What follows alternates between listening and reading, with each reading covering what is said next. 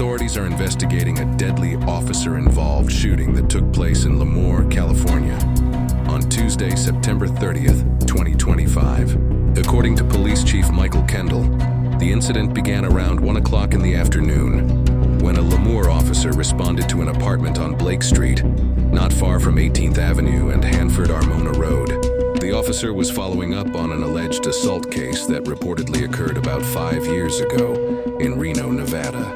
Chief Kendall says the officer went to the apartment to interview a man connected to that prior matter.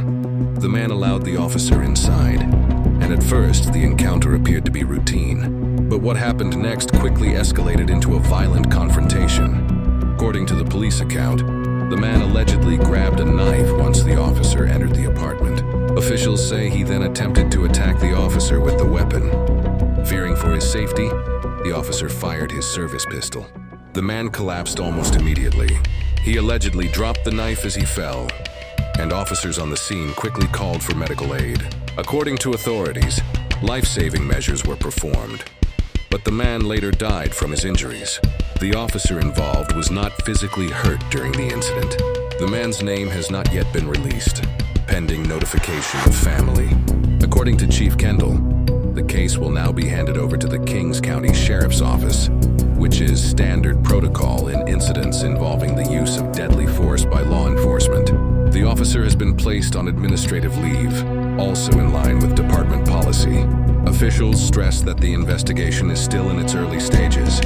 Detectives will review the evidence, collect witness statements, and determine whether body camera footage captured the confrontation. The findings will help establish exactly how the situation unfolded inside the apartment. Community members in Lemoore are paying close attention.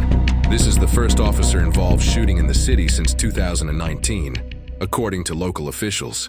That 4-year gap highlights how unusual incidents like this are in the area. For now, many questions remain unanswered.